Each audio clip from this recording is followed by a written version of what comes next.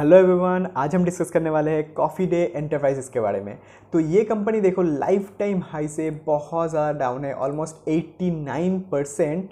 And यहाँ पे बहुत ही ज़्यादा हाई वॉल्यूम देखा जा रहा है। नीचे शेयर प्राइस देखो सेम रेंज पे ट्रेड कर रहे हैं, बट वॉल्यूम बहुत ज़्यादा है। तो क्या इस कंपनी में कुछ चल रहा है, कुछ अपॉर्चुनिटी बन रहा है कि नहीं, वो हम डिस्कस करेंगे। एंड अगर आप इस चैनल पे नए हो तो मैं आपको गारंटी देता हूँ कि आप अगर अच्छे से देखते हो वीडियो को तो आप खुद ही सब्सक्राइब कर दोगे, बिकॉज यहाँ पे इतना कुछ आपको नया सीखने को मिलेगा, राइट।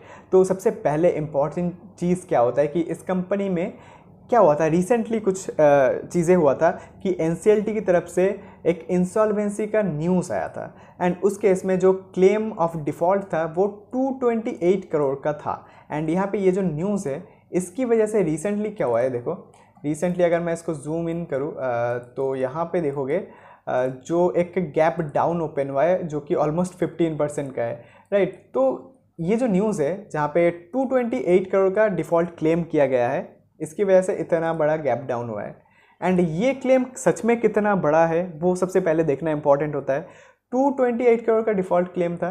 एंड यहाँ पे देखो कंपनी का जो फ्री कैश फ्लो है प्रीसीडिंग ईयर का वो 256 करोड़ का है। मतलब मुझे बताने में ही हंसी आ रही है कि मतलब ये कोई सेंस ही नहीं बनता ना।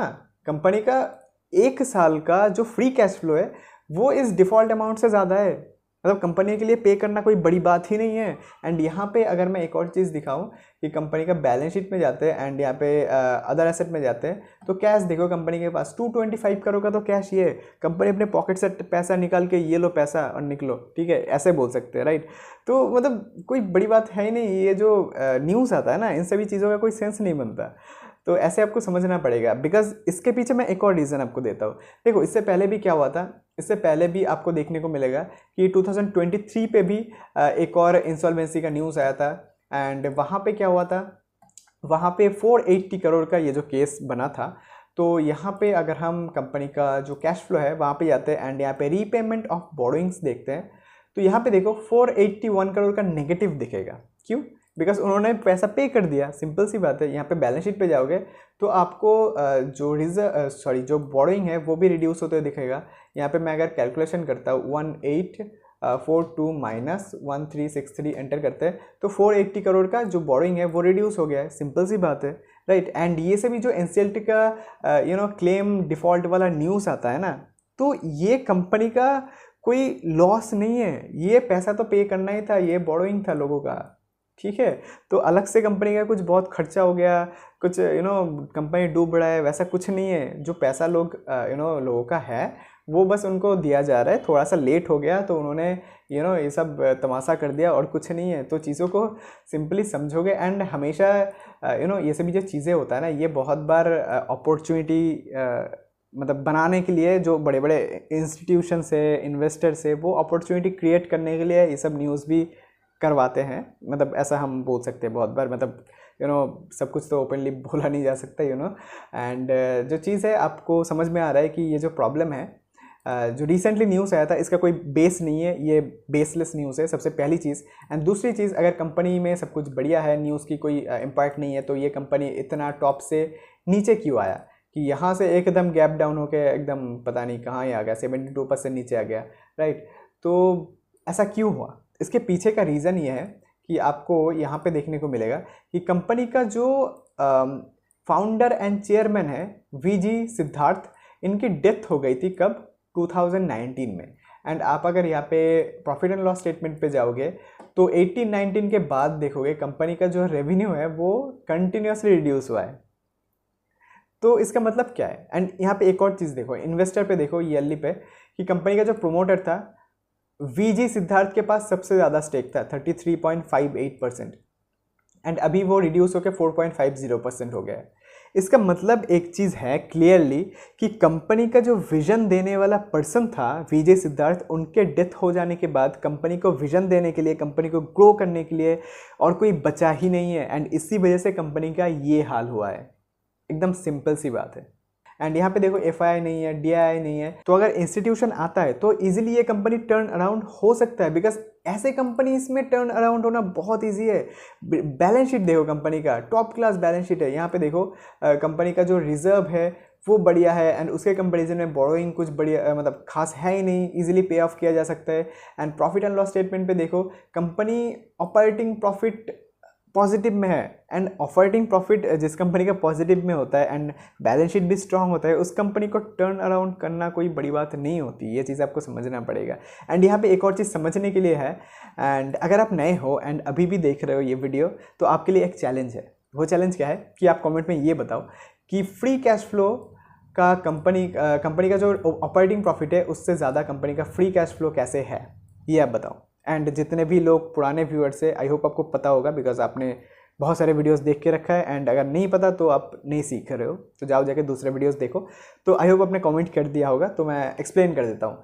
तो यहाँ पे देखो, जो कंपनी का डेप्रिसिएशन है वो कंपनी का खर्चा नहीं होता, वो पैसा नहीं जाता कंपनी के पॉकेट से। अकाउंटिंग में नेगेटिव में दिखाया जाता है, बट एक्चुअल में कोई खर्चा नहीं है ये। एंड उसके बाद जो इम्पॉर्टेंट चीज़ है वो है, तो यहाँ पे कैलकुलेशन क्या रहेगा, कैलकुलेशन ये रहेगा कि ऑपरेटिंग प्रॉफिट के साथ आप प्लस करोगे क्या, ये जो अदर इनकम नॉर्मल है 105 करोड़, एंड वहाँ से माइनस करोगे क्या, ये जो 30 करोड़ है इंटरेस्ट दिया, एंड आफ्टर दैट ये जो -17% का टैक्स आप एडजस्ट करोगे, तो कुछ अच्छा खासा फिगर आएगा, right, close to 300 crore, minus में नहीं पॉजिटिव में, ठीक है। ये सब नहीं देखना होता, कैलकुलेशन अलग होता है एक्चुअली, ये अकाउंटिंग चीज़ अलग है, अपना कैलकुलेशन अलग है, तभी तो कंपनी फ्री कैश फ्लो बना पा रहा है, राइट। एंड यहाँ पे उसके बाद जो इधर उधर का थोड़ा बहुत खर्चा अगर निकाल देते हैं तो अच्छा खासा फ्री कैश फ्लो कंपनी का आ जाता है, राइट।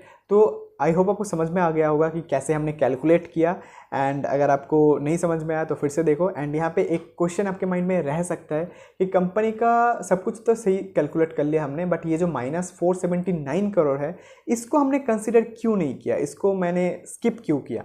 इसका रीज़न ये है कि यहाँ पे बैलेंस शीट पे जाओगे तो हर एक चीज़ का यहाँ पे कैलकुलेशन है, थोड़ा सा ढूंढना होता है। तो बैलेंस शीट पे जाओगे एंड यहाँ पे फिक्स एसेट पे जाओगे, तो यहाँ पे देखो 1000 करोड़ से 552 करोड़, मतलब जो फिक्स एसेट है वो रिड्यूस हो गया है, राइट। एंड यहाँ पे जो मार्च 2024 है, यहाँ पे ब्लैंक दिख रहा है। इसका रीज़न ये है कि जो कंपनी का एनुअल रिपोर्ट है वो अभी तक पब्लिश नहीं हुआ है, मोस्ट प्रोबेबली डॉक्यूमेंट पे जाओगे तो दिखेगा नहीं हुआ है 2024 का, राइट। तो इसी वजह से ब्लैंक दिख रहा है। बट यहाँ पे एक चीज़ आपको दिखेगा इजीली कि इनटेंजिबल एसेट जो है 360 करोड़ से 1.72 करोड़ हो गया है। तो ये जो इंटेंजिबल एसेट है ना, इसको ही यहाँ पे राइट ऑफ किया गया है।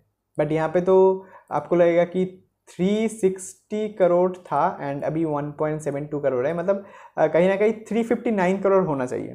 तो 359 करोड़ का यहाँ पे राइट ऑफ होना चाहिए, बट ज़्यादा है, 479 करोड़ का है। ऐसा क्यों? बिकॉज 359 करोड़ का यहाँ पे क्वार्टरली पे देखोगे तो 359 करोड़ का ही हुआ था, एंड यहाँ पे जो दूसरे क्वार्टर्स का राइट ऑफ था वो भी मिला के टोटल में ईयरली 479 करोड़ का राइट ऑफ हुआ है, राइट। एंड यहाँ पे अगर हम क्वार्टरली पे जाते हैं, ये जो PDF है, इस पर क्लिक करते हैं तो आपको सब कुछ एकदम क्लियर हो जाएगा with in a second. And यहाँ पे अगर हम थोड़ा सा बड़ा करते हैं इसको, आप जिससे कि देख पाओ, एंड यहाँ पे देखो क्लियरली सब कुछ दिख रहा है कि यहाँ पे Q4 पे ये जो 359 करोड़ है, इसको गुडविल जो था वो राइट ऑफ किया गया है, वन टाइम राइट ऑफ, ठीक है। तभी ये जो चीज़ें हैं वो एक्सपोनेंशियल आइटम में आता है, वन टाइम है, ठीक है। एंड आफ्टर दैट एक और जो चीज़ है कि अगर आप पूरा ईयरली देखना चाहते हो, ईयरली जो राइट ऑफ किया गया है वो 359 के साथ आप कैलकुलेटर में ऐड कर लो 45 करोड़, 50 करोड़ एंड 24 करोड़, तो आपका टोटल आ जाएगा ये जो अमाउंट है 479 करोड़, ठीक है। आई होप ज़्यादा मतलब ज़्यादा कॉम्प्लिकेटेड नहीं हो गया है, एंड अगर हो गया है तो कोई बात नहीं, स्किप कर दो।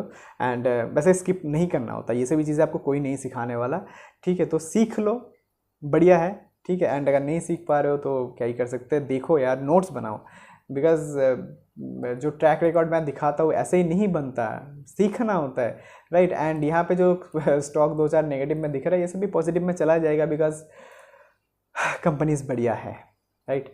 एंड आई होप आपको समझ में आ रहा है कि कंपनी में प्रॉब्लम क्या था, कि कंपनी का जो विजन देने वाला पर्सन है वही नहीं है कंपनी में, एंड जो अभी का न्यूज़ है उसका कोई सिग्निफिकेंस है नहीं। तो क्या यहाँ से टर्न अराउंड हो सकता है? ज़रूर हो सकता है, बट कब हो सकता है वो इम्पॉर्टेंट है, बिकॉज एक कंपनी को सही टाइम पे खरीदना इज़ इम्पॉर्टेंट, ठीक है। बिकॉज अभी तो मैं इसको बाइंग नहीं करने वाला, बिकॉज यहाँ पे टर्न अराउंड होने के लिए चाहिए एक इन्वेस्टर पे एक अच्छा खासा इंस्टीट्यूशन का या फिर किसी बड़े कंपनी को यहाँ पे होल्डिंग लेना पड़ेगा अच्छा खासा, तभी जाके हम एक्सपेक्ट कर सकते हैं कि टर्न अराउंड होगा। एंड अगर कोई बड़ा इंस्टीट्यूशन आता है तो सबसे पहले वो लोग एक्यूमुलेशन करेंगे एंड आफ्टर दैट ऊपर लेके जाएंगे।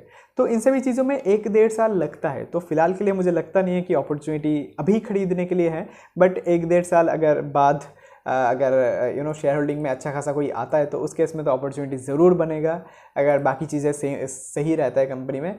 बिकॉज सेम चीज़ मैंने देखो वैलिएंट ऑर्गेनिक में भी डिस्कस किया था, बहुत पहले एकदम स्टार्टिंग के टाइम पे हमने ये वीडियो बनाया था वैलिएंट ऑर्गेनिक के ऊपर कि अभी कंपनी को ख़रीदने के लिए सही टाइम नहीं है, बिकॉज कंपनी बढ़िया है बट अभी सही टाइम नहीं है। एंड उसके बाद से मोस्ट प्रॉब्ली नीचे ही गया है शेयर, राइट।